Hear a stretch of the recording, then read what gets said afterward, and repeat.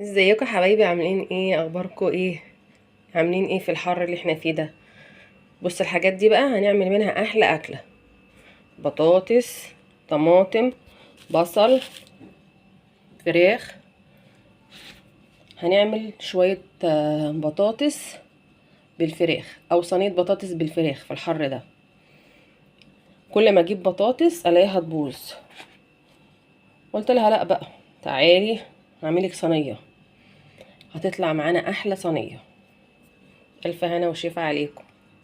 وبكده يا حبايبي اكون نضفت البطاطس معايا. اهي البطاطس نطفت، والبصل انا خرطته جوانح، وهنا طماطمايه كبيره شويه، وهنا توم، وهنا الفلفل الحراق اللي انا كنت حطاه، وهنا الطماطم انا عصرتها. هغسل الفراخ تاني واحطها هنا بعد ما احط الملح والفلفل والتوابل والبهارات بتاعتي كلها، واروح دعكاهم كويس وحاطه الفراخ. بعد كده احط البطاطس، بعد كده احط الصلصه الطماطم اللي انا عصرتها. انا عملتها في الكبة عشان الخلاط بتاعي بايظ، بس ضربتها جامد. ماشي، دي هتبقى اخف صينية بطاطس غير البطاطس التقليدية بتاعتنا اللي احنا بنحمر البطاطس، بنحمر البصلة ونسبك لها يعني. دي بتتعمل في الشتاء، في ناس بتحبها بقى شتاء صيف، هي الاكلة المفضلة. لكن هنا خفيفة يعني، تاكلي منها ما تحسيش باي حرقان على صدرك او حماوة كده يعني، تبقى خفيفة. تغيير برضو، الواحد زهق من الاكل اصلا.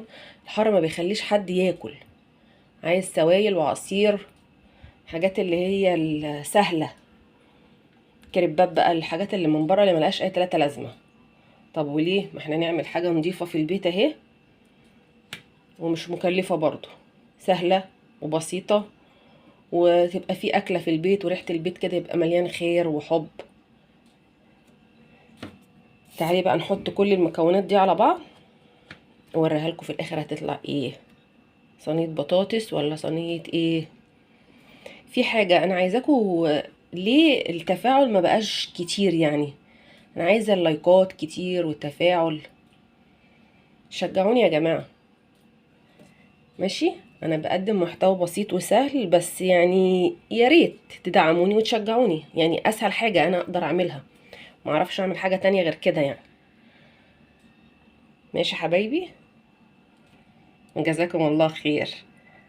هنكمل بقية صينية البطاطس بتاعتنا واوريها لكم. صينية البطاطس بتاعتي جاهزة، احطها على البوتاجاز من فوق، احطها على عايزه تدخليها في الفرن، بس تخلي بالك بقى منها عشان ما تنشفش. انا بحطها نص ساعه كده على البوتاجاز، يا دوبك البطاطس وكله ياخد طعم بعض. بعد كده ادخلها الشويه، اول ما احس ان البطاطس استوت بحطها في الشويه. عايزه تدخليها في الفرن بس تخلي بالك تغطي بقى وشها بورق فويل، بس تحطي ورق زبده الاول، وبعد كده تحطي ورق الفويل. ماشي، وهتطلع احلى صينيه بطاطس ان شاء الله يعني باذن الله.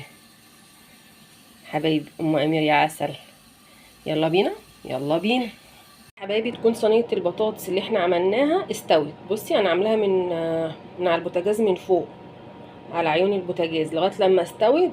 حطيتها تاخد الوش اللي انت شايفاه ده. ريحتها طبعا تجنن وطعمها تحفه. وعملت جنبها شويه مخلل وشويه رز، وبألف هنا وشفا عليكم يا حبايب ام امير يا عسل. متنسوش الاشتراك واللايك وتدعموني.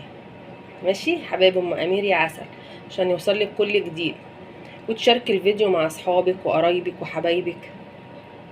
بألف هنا وشفا عليكم. اسهل غدا في الحر اللي احنا فيه ده. حبايب ام امير يا عسل،